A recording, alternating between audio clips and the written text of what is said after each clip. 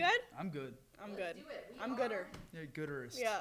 Hey, what's up, MuchMusic? Georgia here in the studio. Today, we're chatting with Canadian actor AVAN JOGIA. You may recognize him from many films and television shows such as Resident Evil, Zombieland 2, Tut, and if you grew up in the 2000s, a little Nickelodeon show called Victorious. AVAN just made both his feature film writing and directorial debut on a new movie called Dormouse. Hello, how are you doing? I'm doing great. That was quite the resume that you Thank you. I mean, it's yours. It's weird having someone spit your resume at Right you. in front of It's you? like, well, yeah, I guess that's what I've been doing for the last time. Well, look, when I'm researching people who I'm going to interview, I normally look up their names and the correct pronunciation of their names. Yeah. And I came to learn that you made a YouTube video of yourself repeating your name over and over again. So you actually helped me out. I didn't even have to go searching in the interviews to see how you say your name or how someone else says your name. You literally just have a video there repeating your name a million times.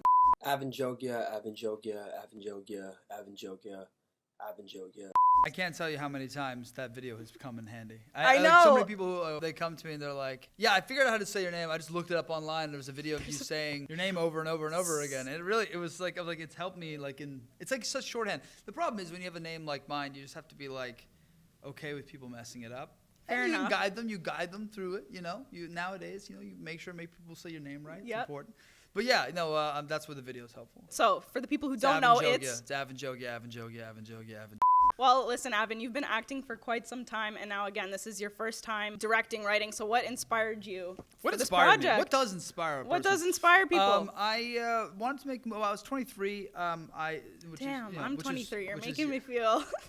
I was 23. I done a show that I thought was really cool, and obviously, as you said, people saw the show, Victorious, which is good. I did see that show. And then I, was sort of frustrated with acting. I was like, I didn't feel like there was parts and stuff that I really wanted to do, or especially as a brown dude, and trying to figure out where I fit in the sort of movie industry thing. So then I started writing. I was just like, well, I know the way out of this is to write stuff. So I started writing this movie. Ironically, did not write myself a part. Even more ironically, had to do a part in the movie, even though I intended not to be in the movie. Really? I had no idea. It was COVID. Okay, fair. And I couldn't get people across the border. And also my friends guilted me into doing it. It's like, you wrote the movie, just do the thing. I like your part in it, though. Yeah, it's I feel fun. like it's a for knowing this now that you didn't intend to be in the movie, I think it's a great amount of screen time. It's not like, look at the actor. He's in the movie that he directed. Yeah. That's my least favorite thing in the world. So, so I was 23. I was, sort of frustrated with the thing. And I started just writing. And I wrote...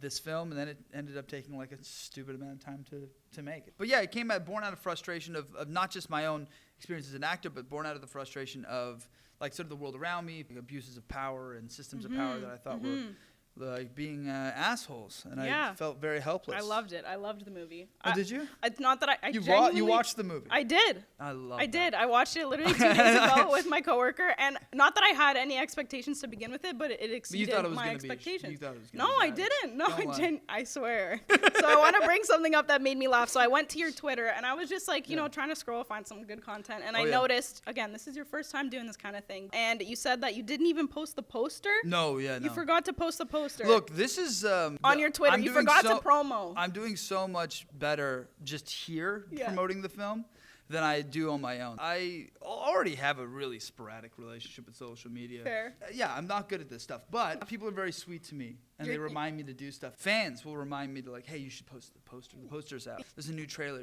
Here's the link to it. And it's great. It helps me so much. I love the music in the film, sets the scene, really builds suspense. What artist would you want to add to the soundtrack if you could pick someone to either make a song for the movie or something like that? I honestly got so lucky. I got exactly who I wanted to do the movie. I got Metric. Okay. As growing up as a kid, Metric was to me they were Canadian icons, and Emily Haynes being the female lead singer, what embodies what all that means to me as a listener of music. And then one of my favorite things about this film, I was able to put on a band called Necking, which is a local Vancouver band who are awesome. And you guys are MuchMusic, so shout out Necking. Go listen to Necking, they're great. They did the main song, Big Mouth. They evoke all that sort of riot girl 90s punk rock thing that this film is about. And the thing about the Canadian music scene is we're always looking back. We're always looking at our icons. We're not building new ones. People also may not know, I didn't know this when I was researching, that you also have made music in the past. You're in a little duo with your brother. My brother's right there. You want to pop in? Yeah, come here. Come put your little face in here.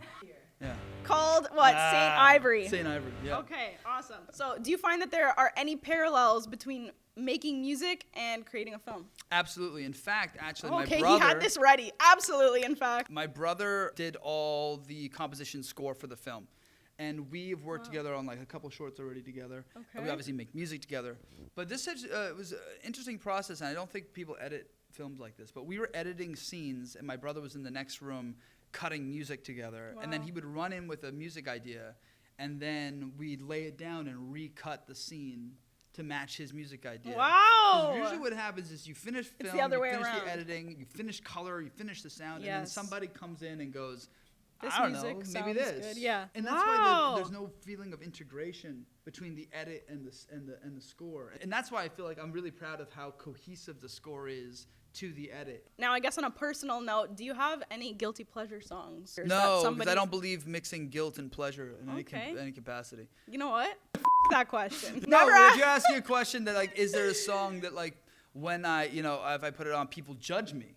So it's not the same thing as a guilty okay, pleasure. Sure. Let's. 'Cause I don't feel any guilt. Good, It's like, good. but I understand I that respect people that. will judge you. Okay, so what about that? If you phrase it I that way. think I was just listening to P. Diddy this morning, which is always cool. But Bad Boys for Life, have you listened to that song recently? Going nowhere. Great music. I have like a little streak of like early 2000s like commercial rap that I really, really like. Do you think people would judge you for that? It depends on who you're asking. This That's is, I guess, true. why the question. There's always someone will always this judge, is my no matter point. what. This is why I don't have any guilt about my Good, pleasures. good. Stay that way. You want to just hear a weird thing that I like. Yeah. Do you have Apple Music or Spotify? I go on YouTube. I was on Spotify maybe like 2 years ago, Okay. and what I had was I was in the 0.01% of Fan? David Bowie listeners. Oh wow. That's crazy. top.